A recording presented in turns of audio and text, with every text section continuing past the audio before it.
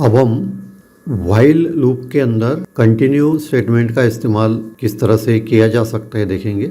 इसके लिए ब्लूजे का कंपाइलर ओपन कीजिए और उसके अंदर एक न्यू क्लास बनाइए और उस क्लास को ये नाम दीजिए ऑड नंबर्स और उसको डबल क्लिक कीजिए। उसके अंदर आपको एक डिफ़ॉल्ट प्रोग्राम दिखाई देगा। हमें उस प्रोग्राम का इस्तेमाल नहीं करना है, उसकी ज़रूरत नहीं है, तो उसे सेलेक्ट ऑल करके डिलीट कर दीजिए। उसके बाद इस वीडियो के नीचे कमेंट्स बॉक्स में आपको ये प्रोग्राम दिखाई देगा, तो इसको आप कॉपी करके अपने कंपाइलर में पेस्ट कर दीजिए और फिर उसके बाद इसको सेव कर लीजिए। तो ये रहा आज का हमारा प्रोग्राम।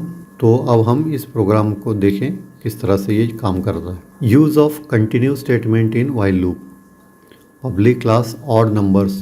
तो ये हमारा नाम है जो हमने अपने प्रोग्राम को दिया है, ये क्लास भी है। Public static void main string arguments. इस प्रोग्राम में हमें एक इंटीजर वेरिएबल की ज़रूरत होगी। इस वेरिएबल को मैंने ए नाम दिया है, आप इसे जो चाहो नाम दे सकते हो। Integer A is equal to 0। हर एक एग्जीक्यूटेबल स्टेटमेंट के बाद हम एक सेमीकोलन देते हैं। अगर आपने सेमीकोलन मिस कर दिया तो आपको सिंटैक्स एरर दिखाई देगा कंपाइलेशन के समय।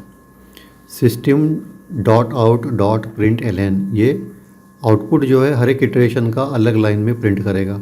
In double quotes odd numbers from 1 to 10 semicolon. अब हमने यहाँ पे एक व्हाइल लूप का इस्तेमाल किया है। While A is less than 10, हमने ए की जो इनिशियल वैल्यू है वो दी है 0 और टेस्ट कंडीशन में हम लिखते हैं while A is less than 10। तो 0 से लेके 10 तक जो है ये लूप चलेगा और लूप के अंदर जो कोड के स्टेटमेंट्स हैं वो इस प्रकार से हैं। ए डबल प्लस, तो लूप के अंदर जाते ही हमने ए की वैल्यू 1 से बढ़ाई है, यानी ए डबल प्लस का मतलब A is equal to A plus 1। Initially A की वैल्यू 0 है, लूप के अंदर जाने के बाद में वो हो जाएगी 1 और नेक्स्ट इटरेशन में हो जाएगी 2। तो इस तरह से लूप में जो ए की जो वैल्यू है इंक्रीमेंट होगी, 1 से लेकर 10 तक इंक्रीमेंट होगी। यानी जब ए की वैल्यू 10 से कम होगी तो लास्ट नंबर ये कौन सा एक्सेप्ट करेगा, 9 एक्सेप्ट करेगा। व्हाइल लूप के बाहर जब ए की वैल्यू 9 होगी तो लूप के अंदर जाते ही ये 10 हो जाएगी। यानी हम यहाँ पे 1 से लेके 10 तक के नंबर्स का इस लूप के अंदर इस्तेमाल कर रहे हैं। अब आगे हम क्या करते हैं, इफ़ ए मॉड 2 इक्वल्स 0, ये कंपैरिजन ऑपरेटर है। तो ए मॉड 2 मतलब ए की जो भी वैल्यू होगी उसको 2 से डिवाइड करेंगे और उसका जो शेष है, रिमाइंडर है, वो देखेंगे। अगर सम संख्या होगी तो रिमाइंडर कुछ भी नहीं होगा, यानी 0 होगा, तो उस समय ये सम संख्या मानी जाएगी। अगर ये सम संख्या होगी तो क्या होगा, तो हमने यहाँ पे कंटिन्यू स्टेटमेंट का इस्तेमाल किया है। अब एक बात याद रखें, यहाँ पे एक कन्फ्यूजन ये हो सकता है कि कंटिन्यू का मतलब हम कंटिन्यू के आगे जाएंगे, यानी ये स्टेटमेंट एग्जीक्यूट करेंगे। असल में ऐसा नहीं है।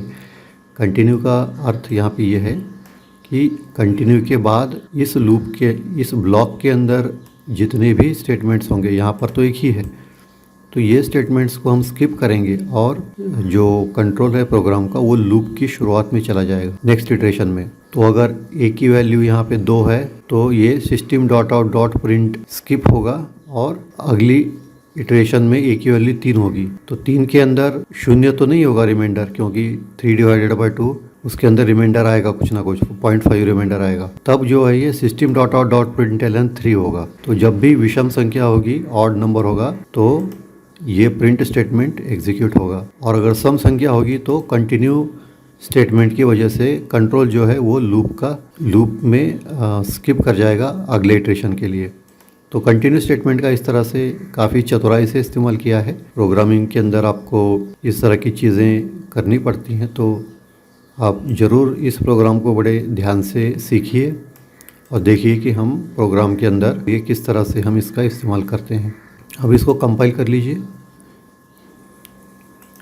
और फिर जो प्रोग्राम का आइकॉन है उसके ऊपर राइट क्लिक कीजिए और वाइड मेन स्ट्रिंग आर्ग्यूमेंट्स को सिलेक्ट कर लीजिए और फिर उसके बाद जो नेक्स्ट डायलॉग बॉक्स होगा उसके अंदर ओके पर क्लिक कीजिए।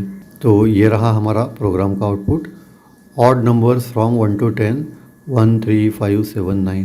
अब आप एक काम कर सकते हैं, आपने अगर ये प्रोग्राम रन करके एग्जीक्यूट करके देखा है तो यहाँ 10 की जगह 100 करके देखिए या और फिर उसके बाद 1000 करके देखिए और देखिए प्रोग्राम का आउटपुट किस तरह से चेंज होता है। अगर आप 100 करेंगे तो 1 से लेके 100 तक जितने भी ऑड नंबर्स हैं वो डिस्प्ले होंगे। अगर आप यहाँ पे 1000 लिखेंगे तो 1 से लेकर 1000 तक सारे ऑड नंबर्स आपको डिस्प्ले होंगे दिखाई देंगे।